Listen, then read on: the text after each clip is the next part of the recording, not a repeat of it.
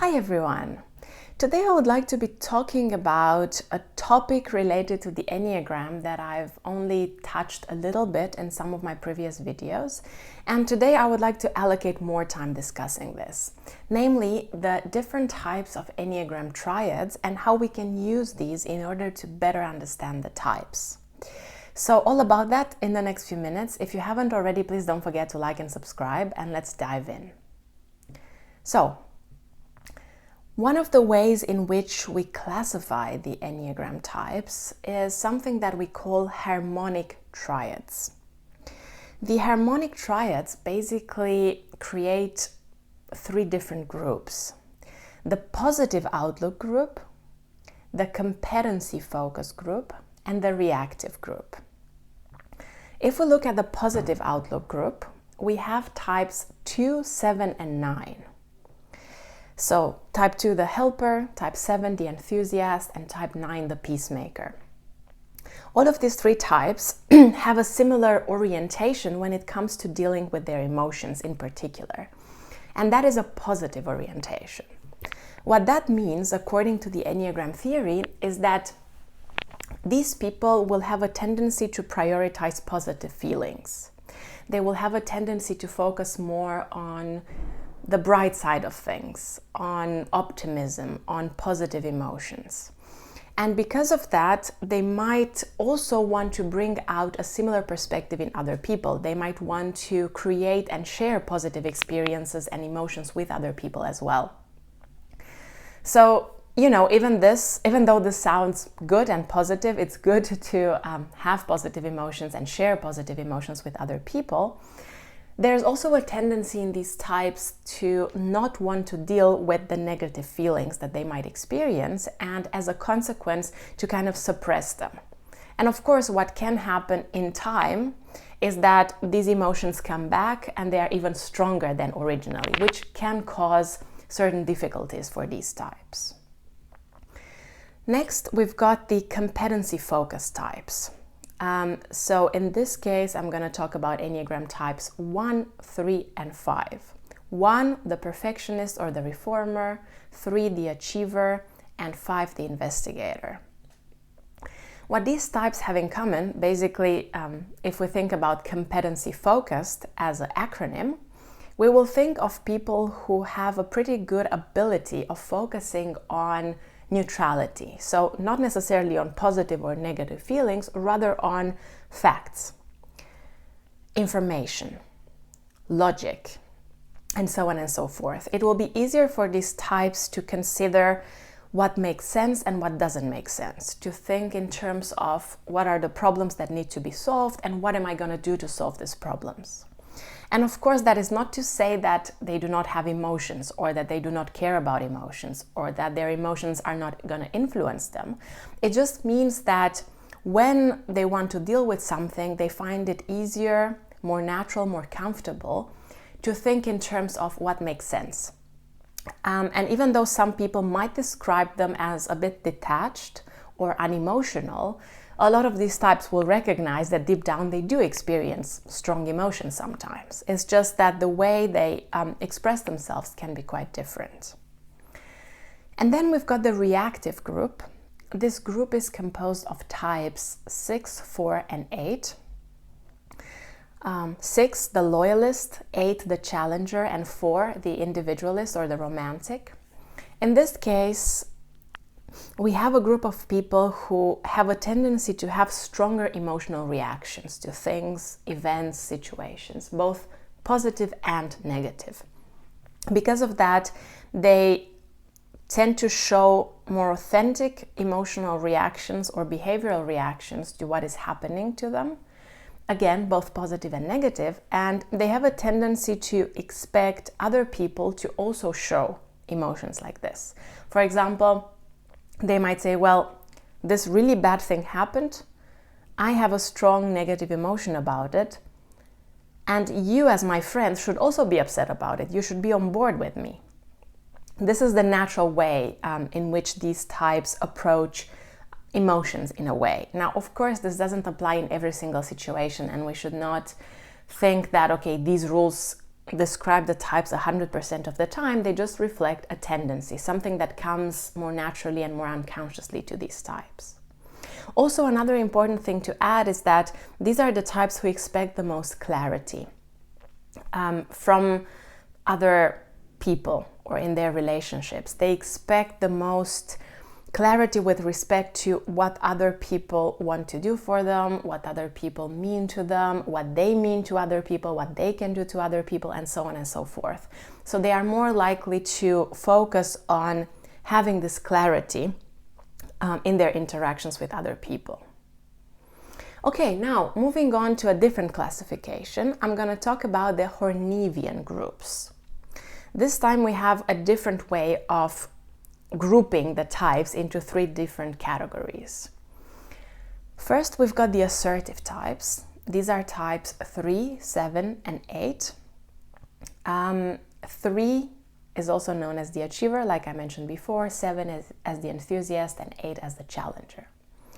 What these types have in common is that when it comes to dealing with situations in their lives, they are more likely to be the ones taking a step forward, taking initiative, because overall they tend to be more socially extroverted as well. They are also better at being the people who lead a certain group, even though they might not seek leadership positions or they might not want to be the leaders of a group. They might find themselves more naturally occupying this space in a room, in a group, around certain people.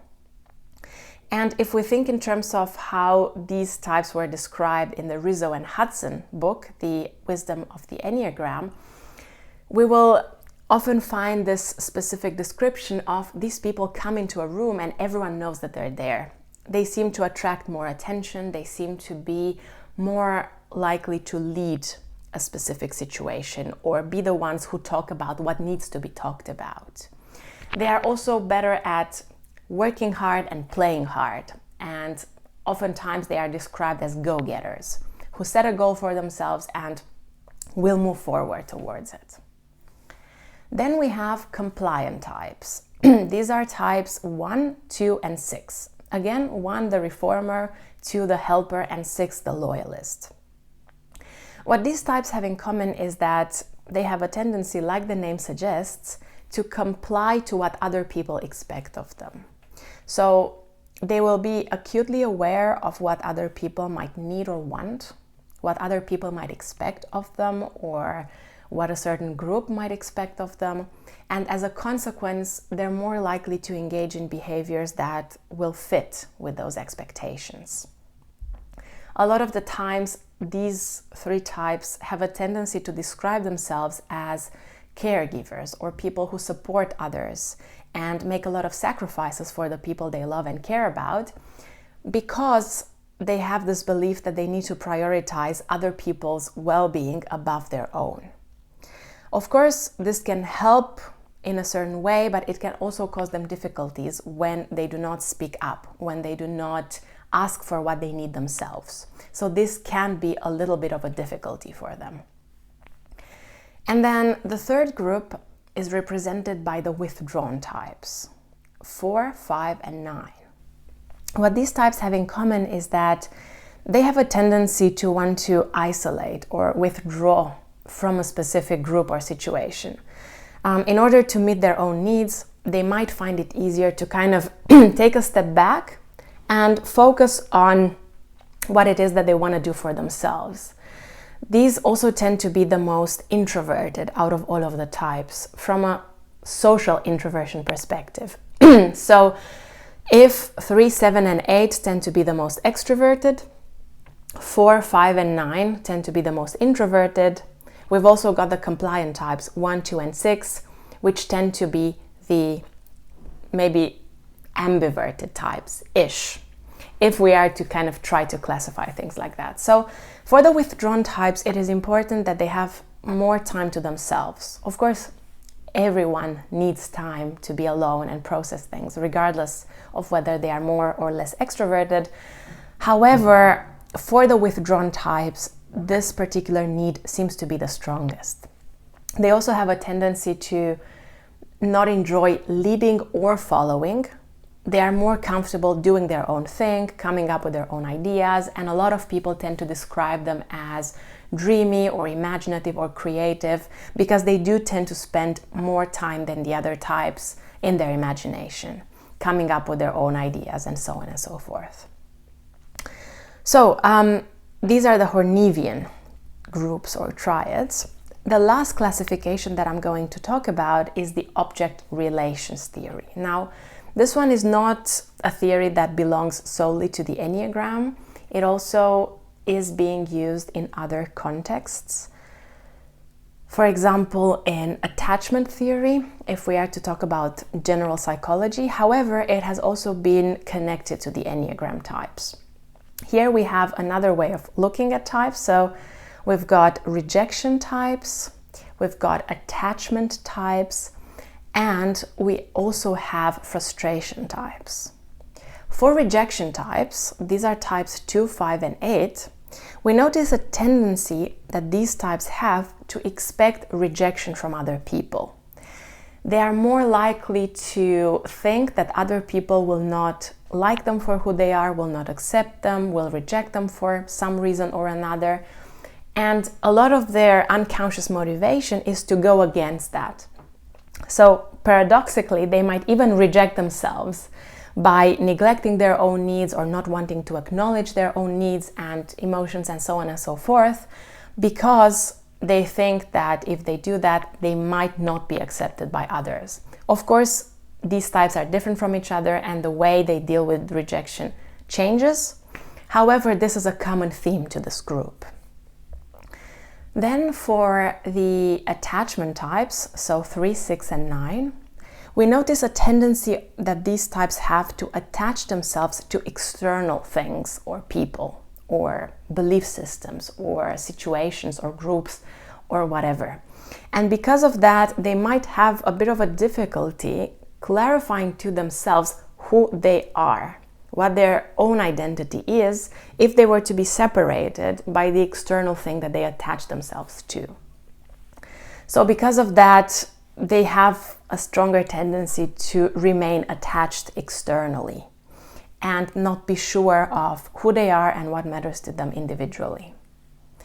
And lastly, we've got frustration types, 1, 4, and 7. These are the types that are generally described as types who know what they want or who know what could fulfill their needs. However, they have a tendency to think that even though they might achieve the thing that they're looking for, even though they might achieve or get the particular, situation, person, object, resource that they are looking for, then they feel frustrated and they feel like, okay, I got this, it's not enough, it's not what I need, and so on and so forth. So because of that, they tend to show more frustration to present circumstances and have a tendency to think about the future and what they can change about the future in order to not have this frustration anymore.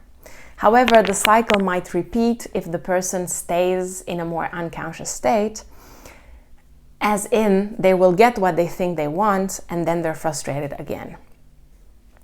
Okay, so the reason why I wanted to share this with you is that I believe it is extremely useful to use these types of triads in order to understand our type better and to understand the types of other people better. It can also help with typing yourself or typing others because it brings a bit more context to the way the Enneagram types interact with each other and express themselves, for that matter.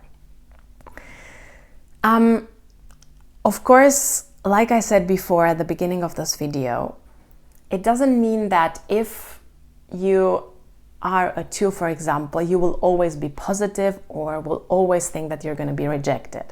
It just means that this is a certain tendency that you have, something that comes to you more often than not. However, it is normal to find parts of yourself that relate to different descriptions of different types. And it is only natural to discover ourselves through different mirrors, symbols, and classifications. Anyway, I hope you enjoyed this video. I hope it was useful to you. And as always, thank you for being with me. See you next time with another video on typology.